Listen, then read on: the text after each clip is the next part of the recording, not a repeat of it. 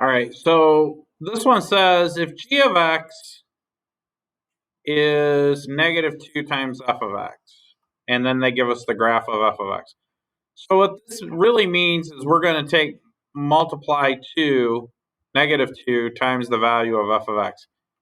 In other words, negative 2 times whatever the y value is. So if I come here, the y value appears to be at about negative 2. So what's negative 2 times negative 2? Positive 4. Okay. And in fact, all these will be at a positive 4. Now, what's negative 1? It crosses here where the y value is negative 1. What's negative 1 times negative 2? Positive 2.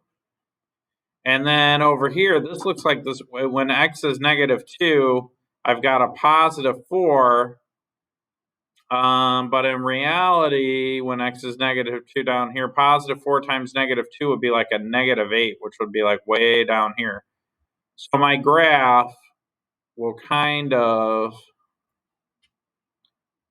look like this.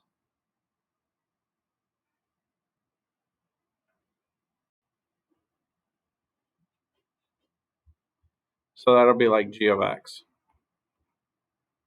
So now, I'm just sketching that, but you'll have multiple choice, and you've got to find one that looks like that. So let me show you how the real answer actually looks compared to what I just sketched out.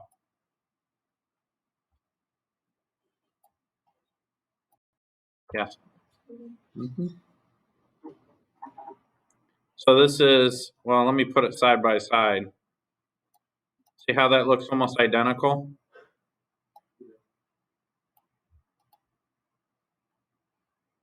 Okay, that's it for that one. I think if we plug along, remember right after this lesson,